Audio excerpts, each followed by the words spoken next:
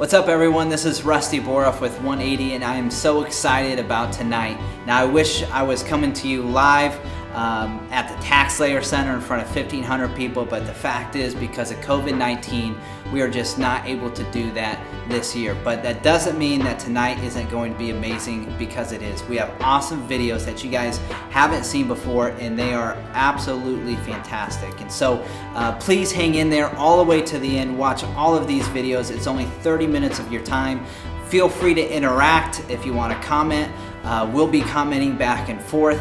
And also, this is a time to prepare yourself for giving. The fact is, every year our biggest event is our Dinner Fundraiser, and this is replacing that event. So we need your help, we need your support. But first of all, just watch these videos, watch it all the way to the end, and we have some great, exciting announcements, and I'll be joining you at the end of the 30 minutes. Thank you.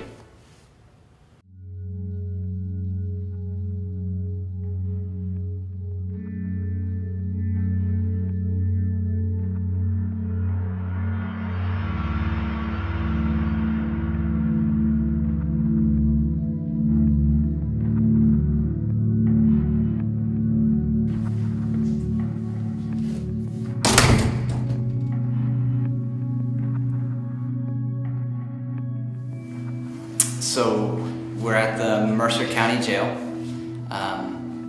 This is the first time I've been back here for almost 12 years. It's definitely a surreal moment being in cell 121, which is where I'm sitting in now, and spending nearly a year of my life here. And this was the place where Merle would come and visit me. And it taught me that God could forgive me for all the things I had done, but most importantly, it showed me that someone still believed in Rusty Boroff. And unless you're in jail or prison, it's hard to understand just the emotions of that setting. You know, being in here with 9 different guys, and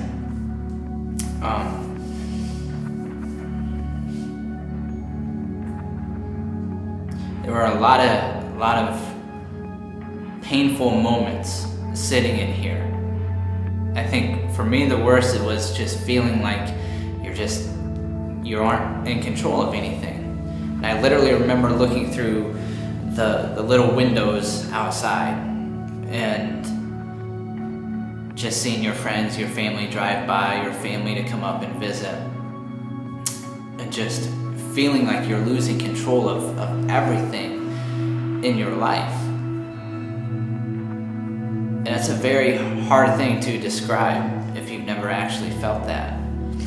But it was that hope that Merle gave me, that Jesus never left me. Even though I felt so alone in here, Jesus was always there for me. And I'd watch these guys come into jail. So many other people who would say they wanted to change, but when they got out of jail, they were placed right back in the same circumstances that got them there in the first place. And the fact is, it's hard to get clean when you're in a mud puddle. And so my sole goal was, if I ever got out of cell 121, if I ever got out of this place, that I wanted to create a safe environment for men and women to go to, so they could have a chance at life change, and they could have a chance with Jesus just like I did.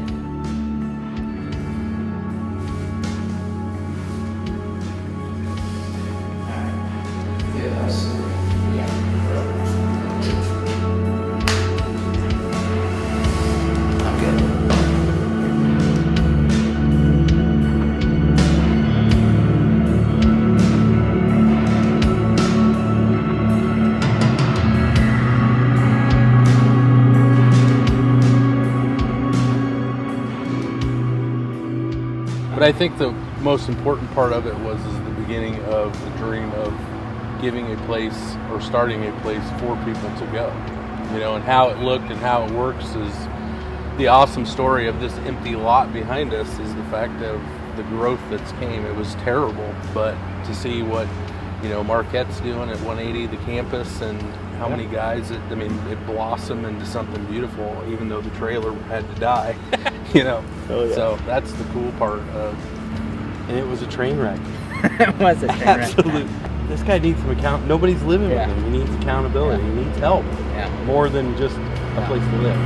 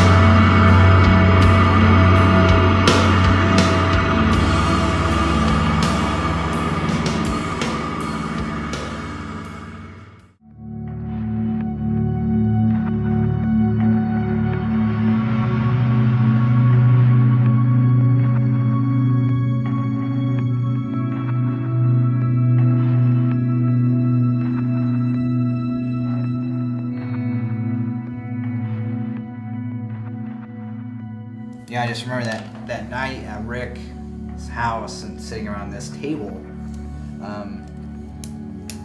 still not knowing if I wanted to continue. And I remember, just you guys praying and encouraging me, and we took an offering that night, and you guys, just threw in money so we could pay for the electric bill, because we didn't know how we were going to do that. And and then the rest is history. And I think that's what makes 180 who it is today. It's because, it's not Rusty Boroff, it's not Kevin, it's not Rick, it's not Chad, it's not Jack, it's not Marty, it's not any of us individually. It's us together who, went through the fire of so many disappointments and heartaches, but, we stayed together. And here we are 10 years later.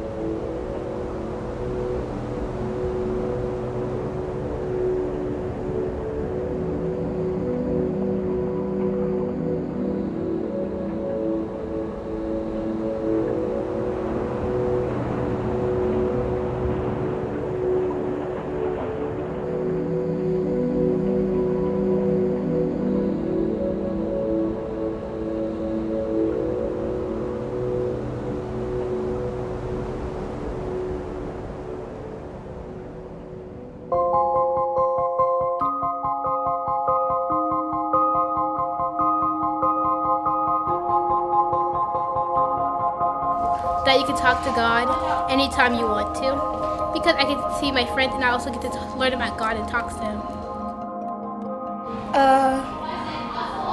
To pass the ball and to work as a team.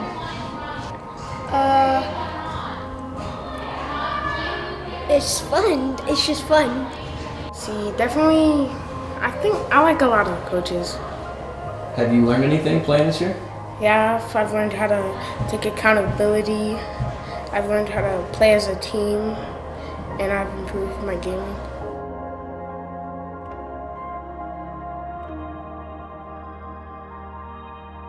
I like how we get to play sports and all that. Yeah, I learned about God, and we go in the auditorium and do it, and we act out stuff, and we get candy. What is coming to Quest for Christ? How does it make you feel? Happy. Yeah, tell me about that. Why? Because it makes me feel closer to God. It's been fun to be a part of the community. It's been fun to get to know the kids, make connections, build up character, and I like the idea of providing sports for everyone. It's an investment that has a domino effect. We start planting little seeds of Christianity with kids, showing them what Jesus is like, and it's something that manifests and builds and grows, and hopefully with their friends, and then at home, and then, you know, with neighbors. So.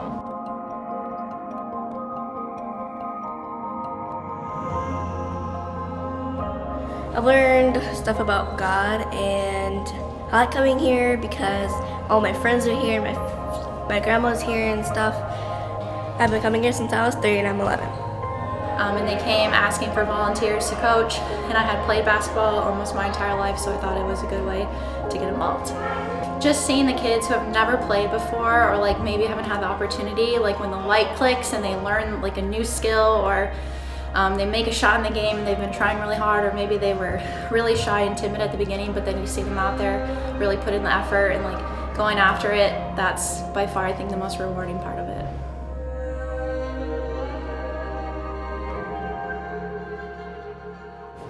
It's fun. You get to meet new people and learn about God.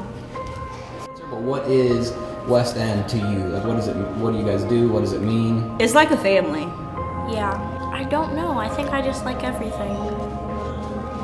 That's a good answer. That basketball is not, it's to have fun. It's not to like, it's not to, can't get it.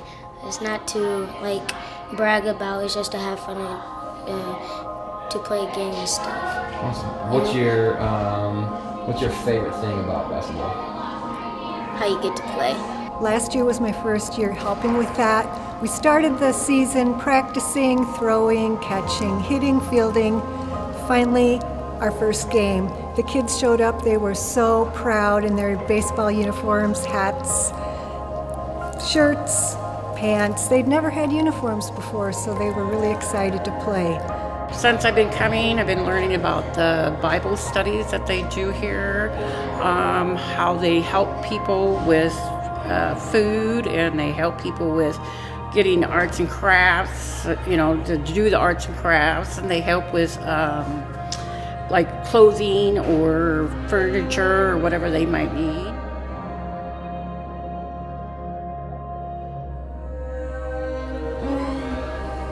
I like coming here because it calms me. More about God and what He does for us and stuff. I feel happy, and if I'm sad about something, I'm not sad no more.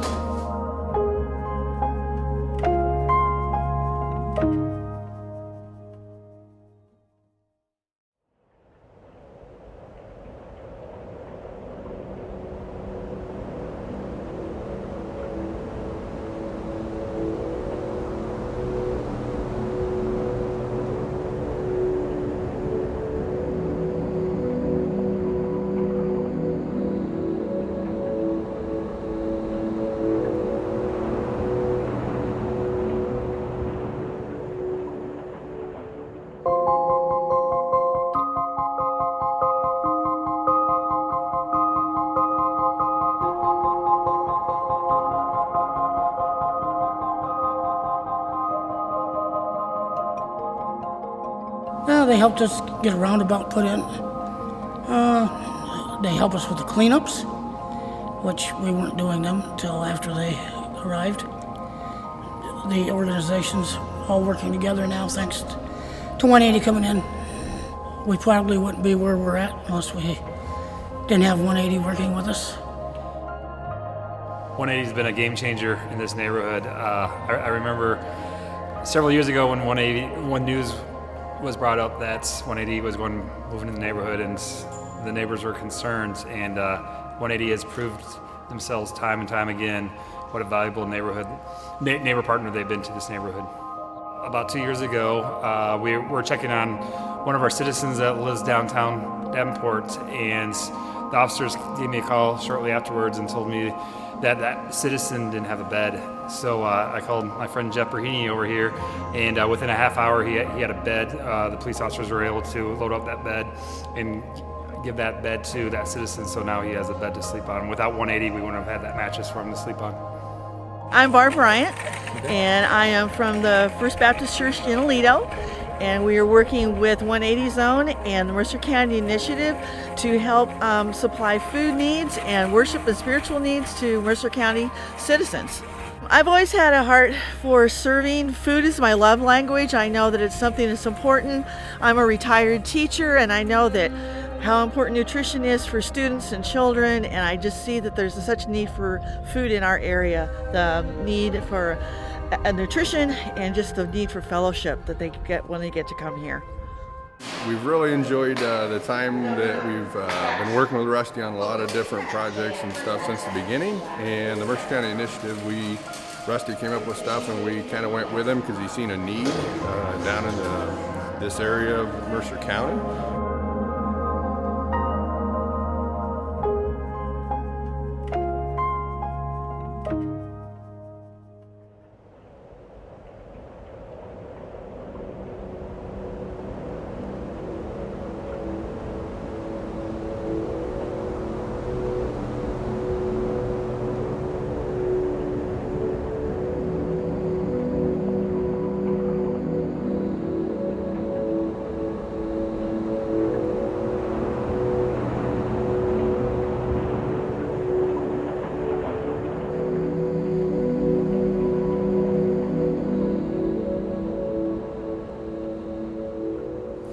I'm John Briggan, and this is my wife Sammy, and we just wanted to do this video to give hope to other addicts and just show that it can be done and life can be pretty great sober.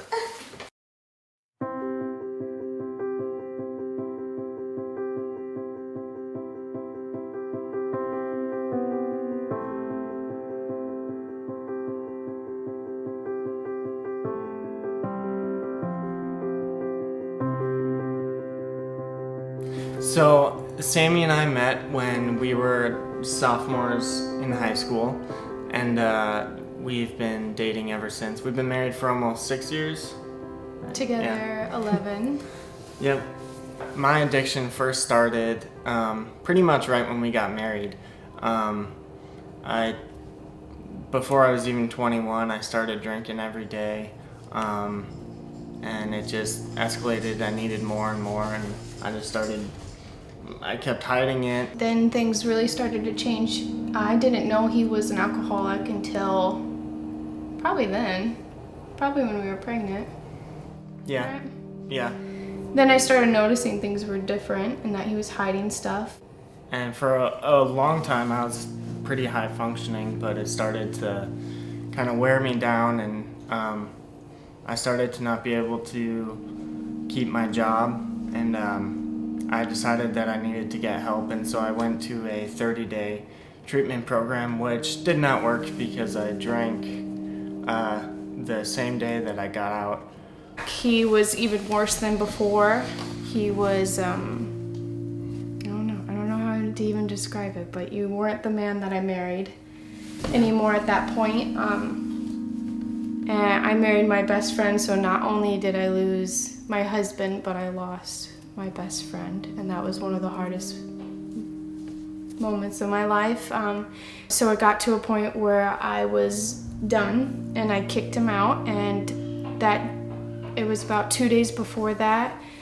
I was praying on my walk and just felt like God was telling me, okay, you're gonna have to kick him out pretty soon. I was like, I couldn't even fathom doing that. I was very pregnant. Yeah, with our second. With Riker, and then I called your mom the day before, and I said, hey, I just wanted you to warn you that I think I have to kick out John. Just wanted to prepare you. And then the next day, I found something that it was too far for me, and so I went up and I told him. We had a 1-month-old baby at that point, right? Mm-hmm. Riker was 1 month old, and I remember sitting on the side of his bed, your bed. You were sleeping in the middle of the day or something, in the morning, late morning. Yeah. And I said, okay, you need to leave. You need to pack up and leave. I found this. I'm not okay with it. I've been hurt enough. I deserve better. I'll never forget when Sammy kicked me out, how she did it. She told me that she really did not want to have to kick me out, but she knew that I needed to get to a place where I chose for myself to change. As I was leaving, she packed me a cooler full of groceries. I didn't feel like I was, I guess you could say, bad enough to be kicked out. It's kind of hard to see yourself for how you truly are when you're that deep in your own sin and addiction. So I went and I lived out of my truck for about a week.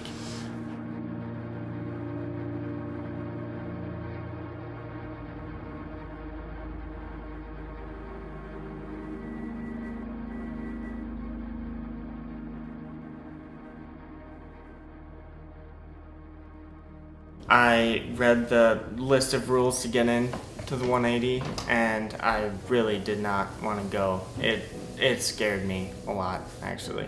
First got to the 180, I thought for sure that I was not going to be able to make it 14 months. Oh, I didn't think so either. When you came back from Colorado, I was like, yeah, I don't think he was even going to go. No, I didn't think there was any way that I was going to be sober for 14 months or go through the whole I thought program. maybe make it a month.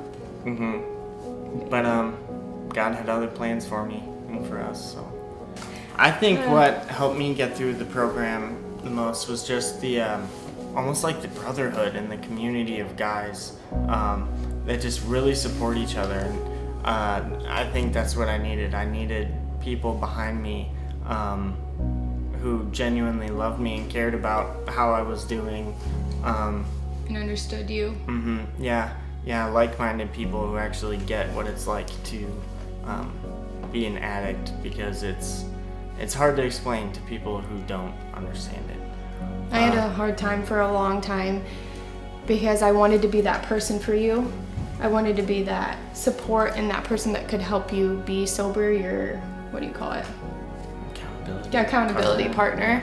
But I couldn't be because I didn't understand to any degree what he was going through.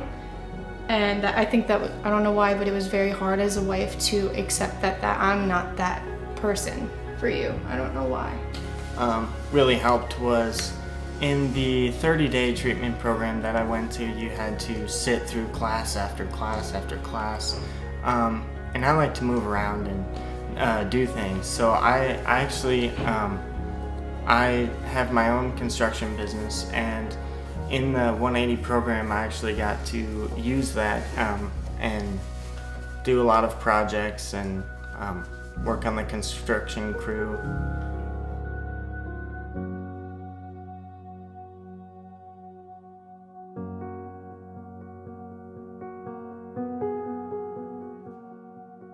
I've been sober for a year and 7 months, and we feel so like this is the best place we've ever been in our life. We're expecting another child. My business is doing great. More stable. What else do you say? What do you say?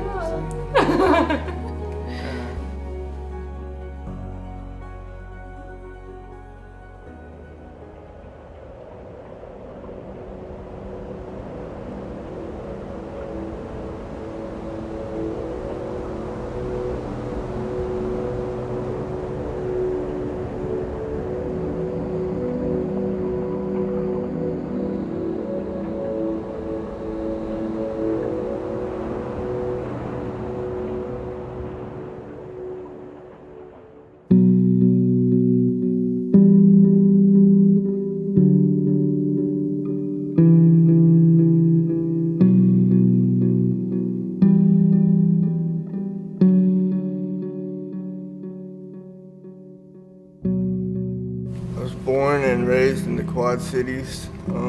Started using drugs at the age of 12. Over the years, drugs progressed.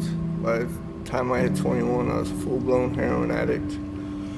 OD'd 4 times, in and out of jails. And I found out about 180 through an inpatient program at Riverside, and they accepted my application, and I went from Riverside to 180 and did their year program.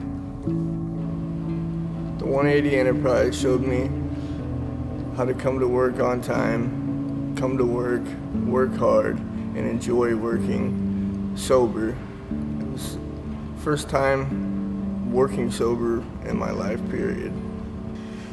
Well, Great Western has been working with 180 residents for a number of reasons. First of all, it's hard to find good folks, and 180 certainly has some people. But I had actually lost a nephew to an addiction, and I saw Rusty talking, maybe a month later, and I wanted to help the organization, learn more about it, and I thought it was just a real natural way for me and Great Western to help out a great organization. It's been good.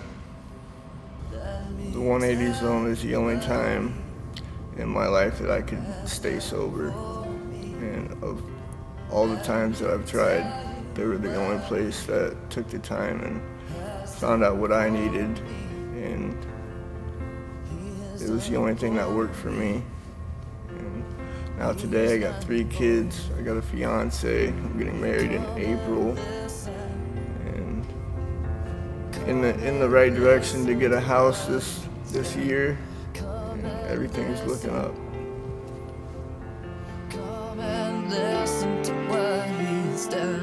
I woke up every day reaching for a needle. Today, I wake up and grab my Bible.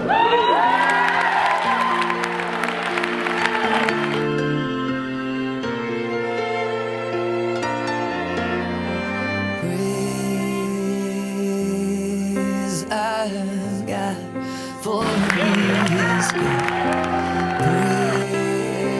Praise I've got for His good. Well, I hope you guys enjoyed tonight and got a lot out of it and have a better picture of what 180 does and how we're making a difference in the community. One of the big announcements that I want to share with you guys is that we have a matching gift tonight, up to $40,000. So every dollar that you give, it's automatically doubled, and it's going to go up to $40,000. And so this is huge for us. It means that our goal tonight is to raise $80,000 total, with $40,000 of that coming from you guys. So I hope that you would consider joining and partnering with us, in that you can give a couple different ways. One is by following the link below on your screen, or also it's been posted in the comments and in this video. So please follow that link and consider donating and giving to 180. You can also mail in a check if you prefer to do that, and the address is below. And so please be praying with you and your family about supporting our cause and what we're doing, and supporting the lives that you have watched tonight, because it does make a difference, and we need you guys to jump on board with us as an organization. And so don't forget that every dollar that you give, it's matched. And so tonight is the night to give. But the thing is, tonight is just the beginning. In all reality, the biggest part in how we get people to our events is using table hosts. Naturally this year, because of COVID-19, we had to think outside the box. And so what we've done is we are creating virtual table hosts. Now, it sounds maybe weird or complicated, but it's not. What we need people to do is to comment below, to email us with the address that's on your screen right now.